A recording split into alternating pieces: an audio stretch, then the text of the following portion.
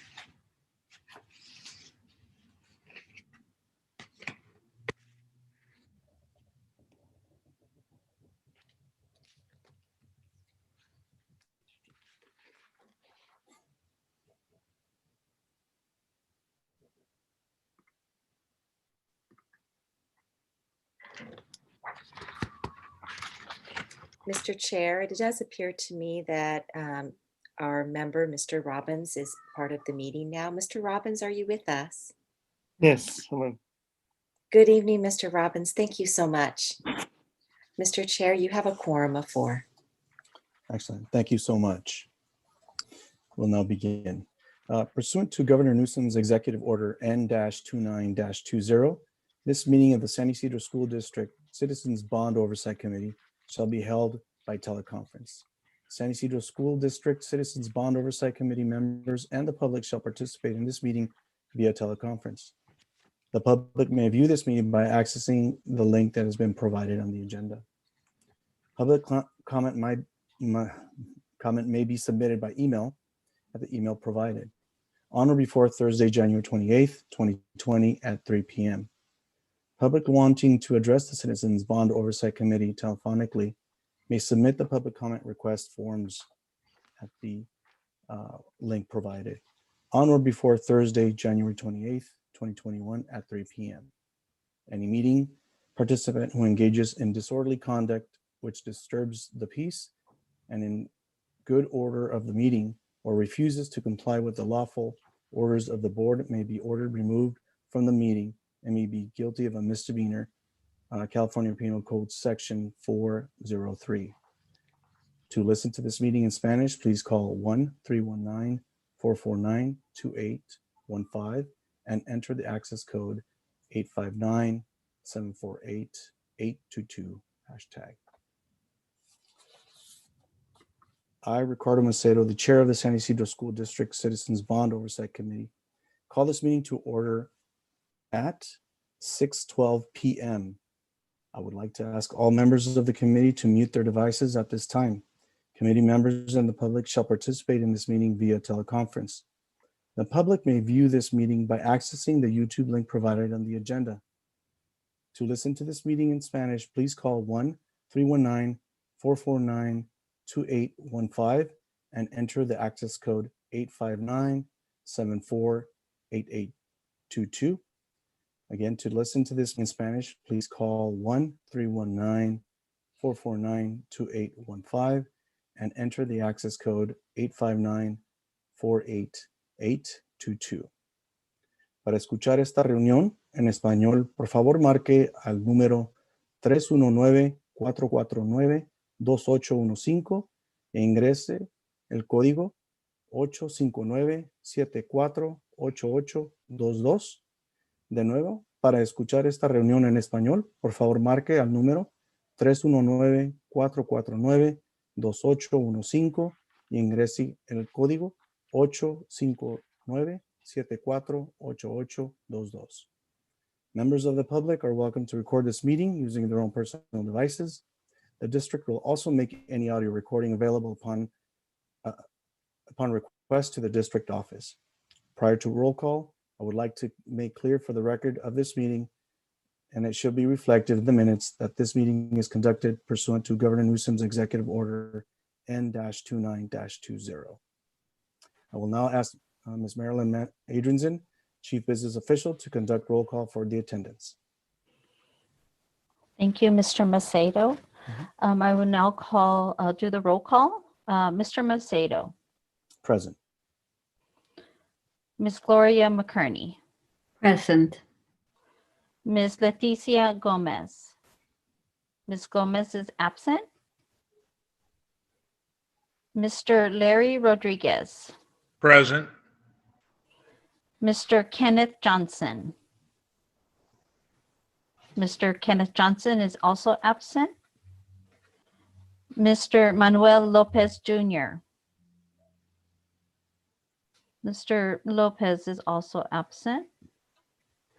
And Mr. Holden Robbins. Present. Thank you. Thank you. Now I would like to request that each committee member respond to the following questions. We'll first start off with Ms. Gloria McKerney. Can you hear me well? Yes, I can. Were you able to hear our proceedings on this end until now? Yes, I have. Do you have a copy of the agenda for this meeting? Yes, I do. Thank you. Mr. Larry Rodriguez, can you hear me well? Yes, I can. Were you able to hear our proceedings on this end until now? Yes. Do you have a copy of the agenda for this meeting? Yes, I do. Thank you. Mr. Holden Robbins, can you hear me well? Yes. Were you able to hear our proceedings on this end until now? Yes. Do you have a copy of the agenda for this I do. meeting? Yes. Thank you. Moving on to the next item is going to be a flag salute. If I can just ask people to put themselves on mute, we'll move forward. I pledge allegiance to the flag of the United States of America and to the republic for which it stands, one nation, under God, indivisible, with liberty and justice for all. Thank you. At this time, we're going to move to item number 4, public comment.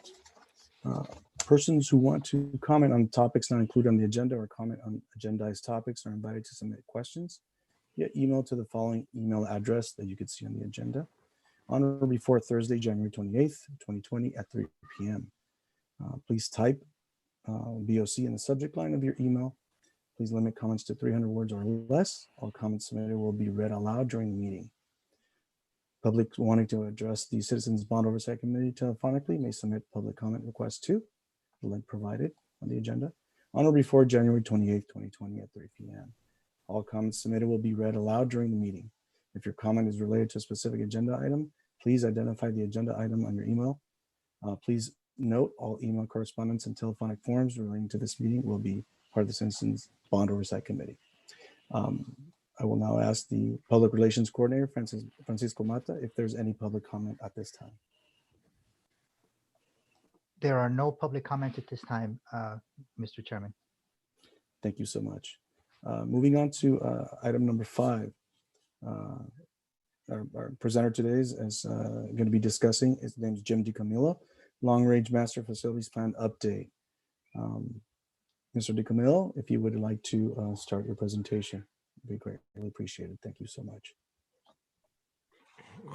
Thank you, everybody. It's nice to be back.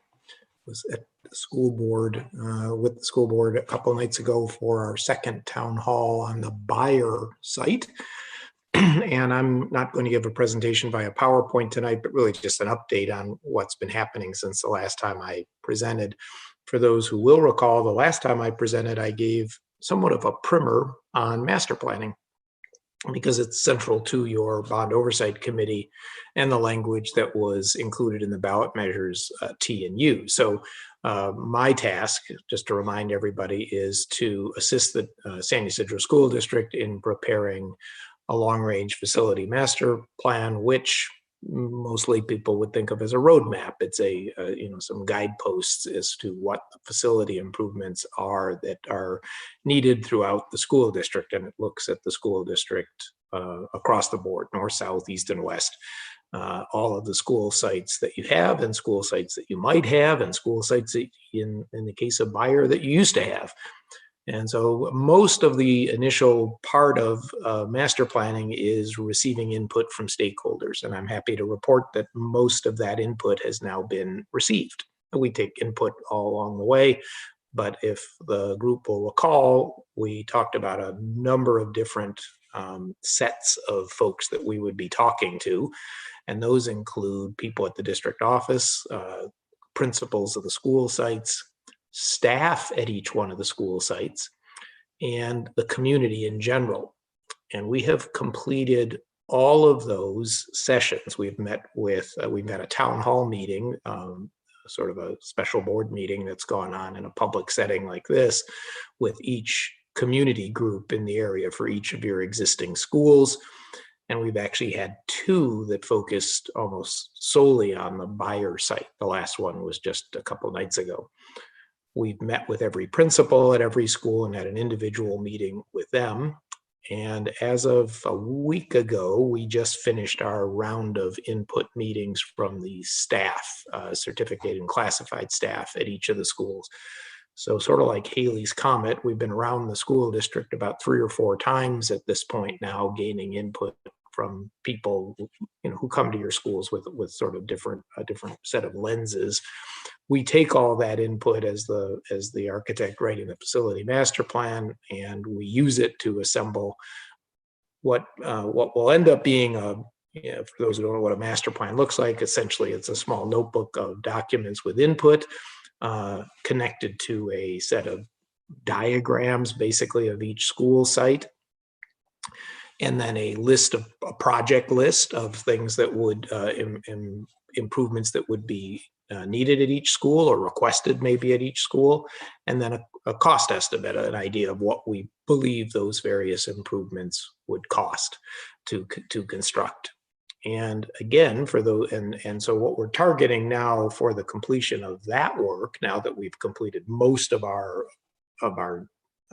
acquiring of input, we've targeted, you'll remember the date, April 15th, tax day, to come full circle and present a first draft of the master plan to the board. Now, the master plan normally is read and heard or seen by the board twice in most districts where we do this work. There's no specific rule, but that's typically how most districts do it. You would think of it the same as major reports that the school district staff presents to the board. There's essentially a first reading of a draft. Comments are gotten from the board. A second reading comes back with a final report with those corrections in it. And assuming we've made the corrections and changed the directions in there, then basically the school board adopts the long-range facility master plan. That's how the process works and where we're at in it and where we're headed. So between now and April 15th, there's a lot of prepping of the actual report, taking the input, and I will be working directly with the business office and the facilities office at the district to essentially measure twice and cut once, to use the analogy, to make sure that our master plan has reached into all the stakeholder buckets and built into the master plan what we would like. And for those who remember from last time, most master plans, at least the ones that I author, are generally surrounding some basic themes.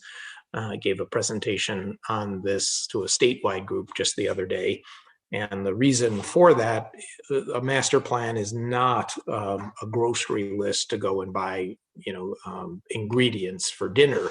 It's really more like a theme of what kind of dinner do we want to serve, to use that analogy. So what the master plan really includes, and what will guide the San Ysidro School District for years, because the master plan is intended to be in place for years, are some major central themes, so that as the group, the school district staff presents projects to the board in the future over the next however many years, 5-10 years, the board, which my guess will, see members come and go like most boards do, will always be able to go back to the master plan and look at the major themes that were established. So The next work in the next few weeks will be really cementing those themes that we've heard across the district from all the various input we've received, and then applying all of that in more fine-tuned numbers and diagrams to demonstrate how those projects would indeed occur. Because San Ysidro School District has already passed their bonds, the district has a decision to make as to whether the master plan will include what we call an implementation plan. And an implementation plan is something that basically ties the project's list to a timeline of sorts. It basically says we're going to do this first, and then we're going to do that, and then we do that. That is not a requirement of a master plan, but it is something I'll be talking with district staff about in the next a couple of months as we head up towards the draft presentation in mid-April.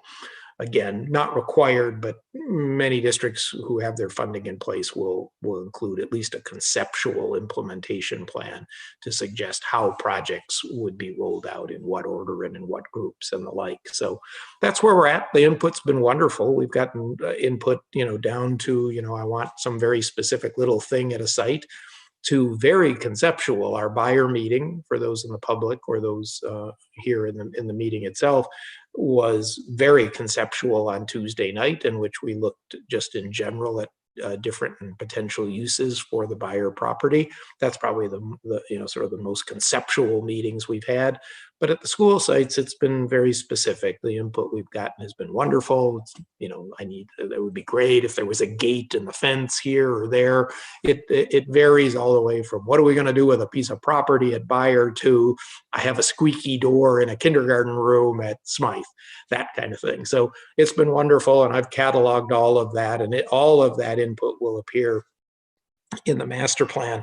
Because this is a citizens committee, it's really important, and I've reminded everybody who's given input that all of the input that we get is recorded anonymously in the master plan. The master plan, although it will show sort of in an appendix the input, it doesn't list anybody's name, like Mrs. So-and-so said this or something like that. It's intended to be a constructive document that is just looking at the potential needs and a potential project list for each school site. So that's where we're at, and that's what we've accomplished, which is a lot considering we did this like everybody else under COVID. But so it's been interesting. Some of the school staff meetings had as many as I think 50 or 60 people in the meeting at that time, and the teachers were wonderfully patient. But I can't say enough for everybody staying positive through another task that they probably didn't expect to do in this mode. But the people we've met high and wide across San Ysidro School District have been fantastic, very positive in their input. I don't have a complaint in the world, so it's gone real well. That's where we're at. We're in the compilation of the data now and heading towards a report that will come out in mid-April. Excellent. Thank you so much, Mr. Camillo, for all of your efforts and making sure that all of our stakeholders have a voice and are heard. Really do appreciate that. At this time, I'd like to ask, and I'm going to go down the list as far as our participants, as our members. If they have any questions for Mr. Camillo, right now would be the great time. So Ms. Gloria McCurney, I'll start off with you. Do you have any questions regarding the presentation for Mr. Camillo? Hello, Mr. Camillo. First of all, I've been to several of your town hall meetings, and the presentations have been outstanding. You're very, very detailed. I really enjoyed the last one 2 days ago, where you had the 3D maps. But I started wondering then, well, how is the master plan that you're working on and getting so much input from tied to the previous master plan? Because the bond funds were approved because they had been approved before the funds, but we could no longer access them. So 2 more bonds were floated this time. And so are you looking at the previous master plan to see Yes. what the voters wanted before? Yes. Yeah, I've had meetings with district facility staff. Now, there's no, again, a good question. A master plan, I always say, is not like ordering a pizza. If somebody in a community meeting says, hey, I want pepperoni, that doesn't mean pepperoni shows up. It means that's input we've received. So yes, I am aware of the information and project list from the previous master plan, but there isn't really a requirement that it be exactly that list, just transferable from that master plan. So yes, we are aware of that, and the project list doesn't vary that greatly from the things that were preceded it. So yes. And I would imagine that the project list for the schools that are still existing are probably there. But of course, Bayer is no longer there. So Right. everything that was listed under Bayer doesn't need to be done. So I was really very happy to hear all the ideas that people had submitted. I started thinking, what would I like? What would I put in the 2.5 acre and the 4.5 acre lot? But then I thought, wait a minute, but should we know about how much funds we have to be able to do these, so that, you know, we don't think of things that couldn't possibly be done because we don't have the funds? It's always a challenge. Another excellent question. Again, I'm a practicing architect. And so that's always the balancing beam that the architect, even if I was to design you a new house, you don't always want to ask in the beginning, you know, well, how much money do you have? That's because my job is to see how we can creatively solve things, because oftentimes you can solve things just with some creativity that might not even be so much about money. You know, again, you're trying to basically, I always say, win the game with as few moves of the chess piece as possible. So sometimes a solution will solve one thing and also solve another thing at the same time. So it's not as easy as just saying, well, that project's going to cost $5 and that project's going to cost another $5, so $10. Sometimes what you find out is if I do this $5 project, I don't have to do that other $5 project because it solves the first need that somebody had somewhere else in the district. And so that's what we're doing right now, is looking at all the needs that were talked about and all the desires of the sites, putting it all together and say, wait a minute, if we do these 2 moves, we don't have to do those other 3. And that's why I try not to handcuff the input by, you know, weighing down people's creativity by saying, you know, you have $2 to spend, let me see what you can buy with that. No, that's our job at the district, when working with me now, to see what's the most creative way we can stretch your bond money to do as much as possible with as few moves as possible. Does that make sense? It does. I'm It's sort of the mystery of the whole thing. Well, you know, yes. However, I still feel that we should have a ballpark idea, because I do. I want a $3 million house, but if my budget is only 1 million, I'll never get there. Well, if you remember from school, and they used to call it in the old days, and I don't know if they still do, the teacher had a different version of the textbook than the students. Yes. The teacher had what was called the red letter edition of the textbook, the one that had all the answers to all the questions in it. Well, I have the red letter edition. So when the input's being given to me, I already pretty much know some of the answers. You know, what would the attorney here say? Don't ask a question you don't already know the answer to. The same is pretty much so true in master planning. Yes, I already have a pretty decent idea of where this might be headed, but I don't want to squelch anybody's input. And so far, I don't think I've had to. The input's been pretty realistic, really. So, yeah, I think if somebody had come in the other night and said, hey, I want to build Disneyland, I probably would have said, not a chance. So, but nobody did. I thought everything they said was actually pretty realistic. But yes, always remember, I have some of the answers to the multiple choice questions already here on a spreadsheet. Yeah. Okay. All right. I will wait for April 15th to see that draft. Yeah. Mm-hmm. Thank you. You're welcome. Thank you again, Ms. McCurney, for engaging and asking those questions. I'll now move on to Larry Rodriguez. Would you happen to have any questions for Mr. DiCamillo at this time? I just want to thank Mr. DiCamillo for his work. I know in my day job, we also have these long-range master facility plans that we have to deal with. My colleagues do. But we just have one campus. It's a very large campus, but we just have one. And I know that he's working with multiple campuses, so we appreciate his efforts. And I just like the hearing about the community engagement and giving the community the opportunity to try to understand what the undertaking is. So just a shout out for that as well. Thank you. You're very welcome. The process is about the same, whether you're working on a large campus or multiple. The only extra criteria here is one you may remember from my previous presentation, and that's the P of our guiding principles, which is parity, because it's not as easy to just have a school on one side of the district ask for something and then not also provide that to the other schools. So that's an extra variable in our equation that you wouldn't get on a single campus. But yeah. Thank you.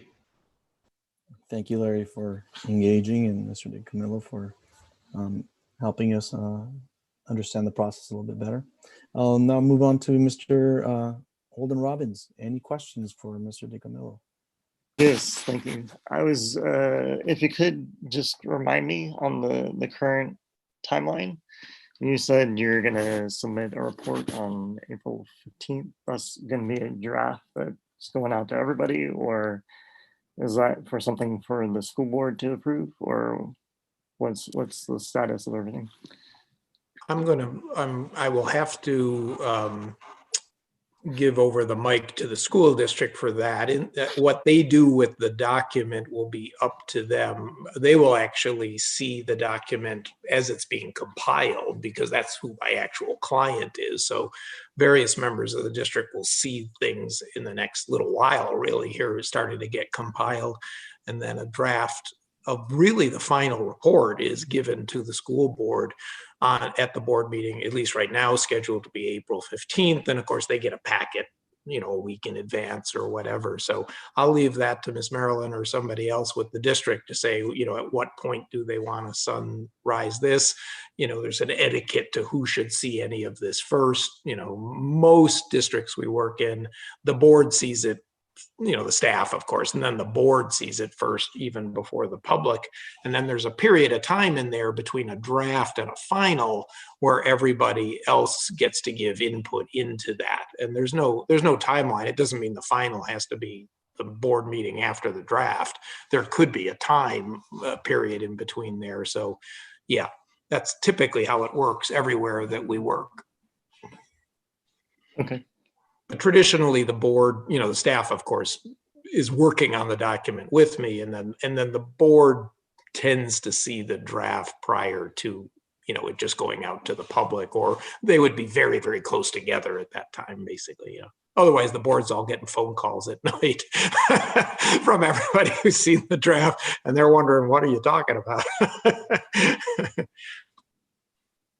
Yeah, I can see how. Yeah. Everyone getting the draft can cause a lot of headache. Yeah, but the input continues even after the draft. And if consensus is reached pretty quickly on the plan, then it can turn into just like a budget can turn into a final very rapidly. Yeah, I think that's my main concern is, from my experience, most of the biggest problems and projects come from the initial decisions. So if you're not sort of socializing everything up front, if you're passing, the final plan after sort of quote unquote consulting everybody, but not letting people know what the actual final plan was before approving it. But, I don't believe, and I now have been around the district 3 or 4 times, like I said, I don't think I don't know what I don't know, but I do not believe the master plan will be very controversial, I guess is what I'm trying to say. Yeah. Again, the input's been pretty consistent across the district. Yeah. Well, yeah, I think everybody looks forward to seeing it. So thank you. Mhm. That's all for me. Excellent. Well, thank you so much. Just from my part, thank you so much for engaging again with the stakeholders, taking in all of their, listening to them. And I think, half the battle specifically, I want to say, in our district, hearing from people that are going to be the end user, it makes a huge sense. And they have their voice heard. And that's just great, specifically in this pandemic still that we're going through. And what you guys did and were able to accomplish was very meritable. So thank you so much for keeping everybody engaged. And even though I could not attend, I did read through all the documents, and it was just, buyer used to be there, now it's gone, and now what do you build on it? It's like, man, you have carte blanche, but we all know that that's not true. At the same time, Well, I will say remedies that you have.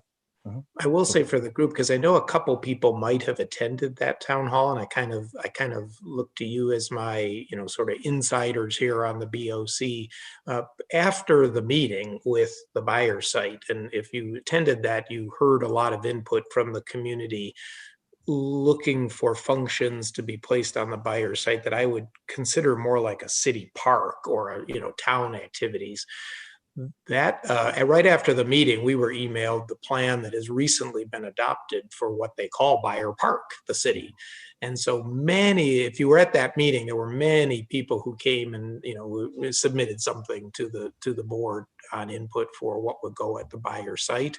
It turns out that almost all of the things that they listed were actually already on the docket for what the city is building right to the east of Buyer, up on the slope, up on the hill, up on the plateau behind what you think of Buyer School, in a park. And so that was kind of nice to hear that actually from the standpoint of Measure T and U, I don't think Measure T and U has to build any of that, because the city's already building it up on the hill behind the school site. So that I just wanted to inform anybody who was at the town hall meeting. We learned of that and saw the plan for that park the very next morning. Thank you so much. If no other questions or comments, Mr. Camillo, thank you so much for joining us today and providing us an update. Really appreciate it. See you next time. Likewise. Yes. Continuation. Moving on to item number 6 is the agenda. And I'd like to now ask each member if they have any questions or corrections, additions to the agenda. And for this item and all other items on the agenda, I will give each committee member an opportunity to speak by addressing each committee member in turn. Just before, remember to unmute your mic. So I'll start off with Ms. Gloria McKerney. Do you have any changes, additions, or corrections to the agenda? I do not, thank you. Okay. Hearing none, I will now move on to Mr. Larry Rodriguez. Do you have any changes, additions to the agenda? No, I do not. Okay. I'll move on to Mr. Holden Robbins. Any changes, additions, or corrections to the agenda? No, I do not. Okay. I'll now ask Ms. Adrianson to take roll, to take a vote.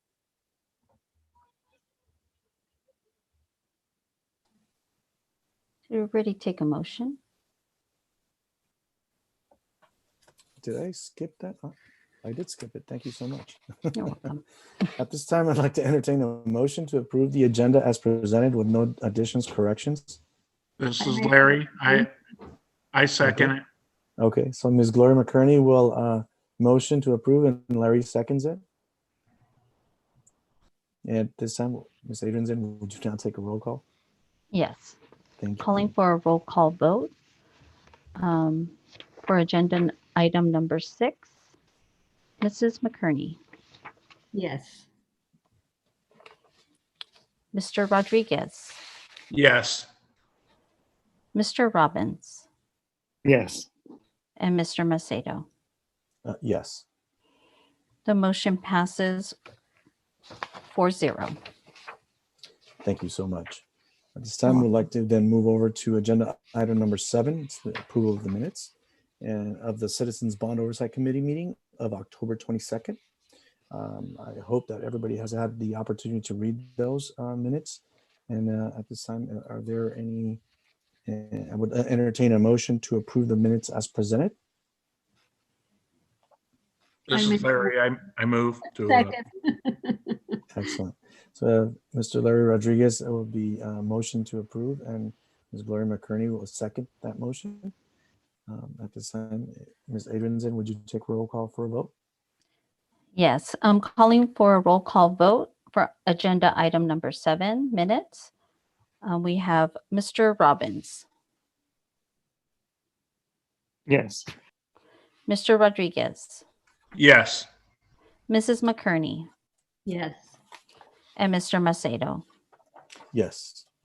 The motion passes 4-0. Thank you. Now we're going to move on to item number 8, Ms. Adrianson. And we're going to go over the expenditure report. Yes, I'll quickly go over the expenditure report. Can go on to Proposition C, Measures T and U. So as you know, we were successful in passing Measures T and U back in September. So we were able to sell for Measure T roughly 15,830,000 in bonds, and the majority of the proceeds went to pay off our 2017 certificates of participation. We still have remaining for Measure T, just a little bit over $37 million. For Measure U, which we were also successfully passed back in September.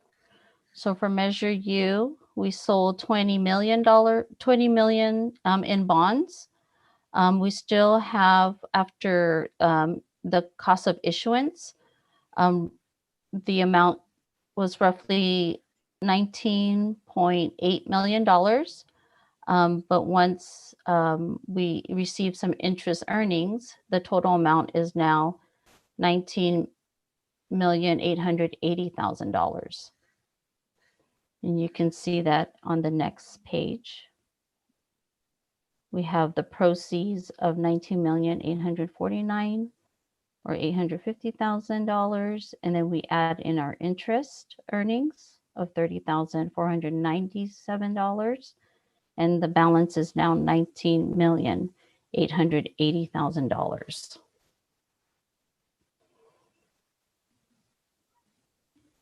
And for Measure U, we have roughly $35.5 million left to sell for bond sales. And then Proposition C, this is just an overview, which was presented at our last meeting.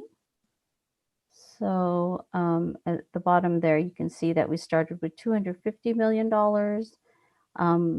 The issuance was roughly $141,512,000, and then the remaining unissued amount of Prop C of $108,487,389, which was then replaced with Measures T and U. So the balance is now 0.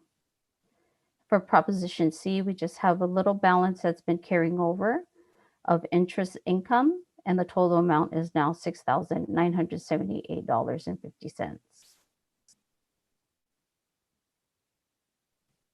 You have any questions on the expenditure report? None from me. Ms. McKerney, any questions? No, I do not. Thank you. Mr. Rodriguez, No, I do not. Mr. Holden Robbins. No. Thank you so much, Ms. Adrianson, for that presentation. Now we're going to move on to item number 9. Thank you. Yeah, at this time, I'd like to ask any committee member if they would like any specific bond-related items to be put on the future agenda. Anything specific that you would like to see in our next meeting. And I'll start off with Ms. McKerney. Is there anything specific that you would like to include in the next agenda? One moment. Can you remind me when the next meeting is, please? I don't have that in my hand. I know we got sent that out. Ms. Yes, Adrianson? I'm checking very quickly. Don't. Ms. Adrianson, could you help us with that? When the next meeting is?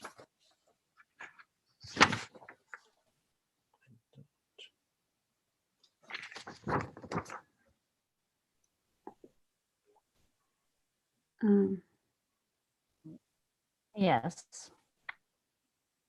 Yeah. Are you on? Could you let us know which meeting?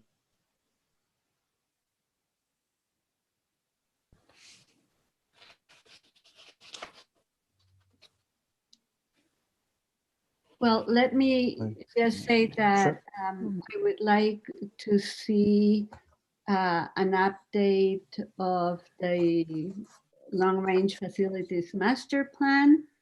And just wondering, is it possible that we get a copy of the long-range facilities plan from before, the previous one, when Proposition C passed? I'll second that. I think we might have lost Miss. I think Adrian. she was having issues with her internet connection, but we could definitely request for that report. I'm sure that it shouldn't be that difficult to get, but you know, we'll double check and we'll request that. Thank you. Mhm. And on behalf of Miss Adrienne, since it does appear that she lost her internet, my calendar is showing your next Bond Oversight Committee meeting as March 18th at 6 o'clock. Thank you so much. Thank you, Dr. Potter. Appreciate it. So with that said, I want to make sure that I heard Ms. McCurney correctly. She would like to see on the next agenda item an update on the long-range facility plan, and then also would like a copy of the master plan that was for Prop C. Is that correct? Yes, it is. Thank you. Okay. And I believe that would be a motion on Ms. McCurney's side, and I believe I heard Mr. Robbins second that. Right. Is that correct? Okay, excellent. Since Ms. Adrians is not here, I will do the roll call. Oh, I'm back. Okay, excellent. Yeah. All right. Thank you so much. Got disconnected there. I'm No calling problem. for the roll call vote. I believe it's for item number 10 for the adjournment. No, we're still number 9 still. Oh, number 9. We're Okay, adding an item. Okay, for agenda number 9. And I just wanted to add our next meeting is March 18th. Thank you so much. You're welcome. The roll call vote for agenda number 9, Mrs. McCurney, Yes. Mr. Rodriguez, Yes. Mr. Robbins, Yes. and Mr. Macedo. Yes. The motion passes 4-0. Thank you. Are there, moving on to another committee member, Mr. Larry Rodriguez, would you like to add any other items to the future agenda? No, not at this time.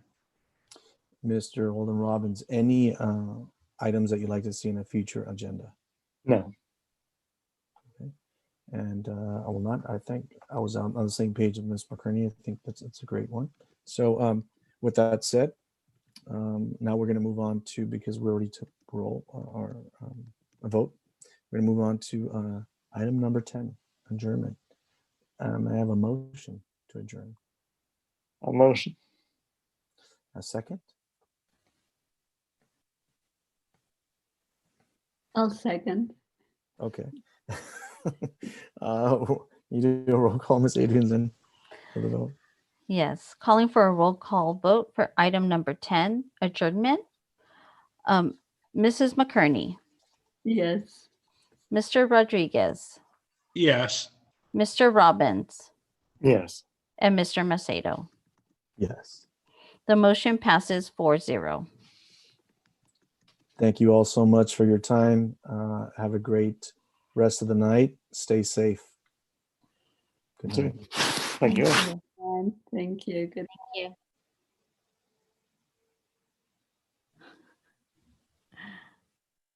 Thank you so much, everyone.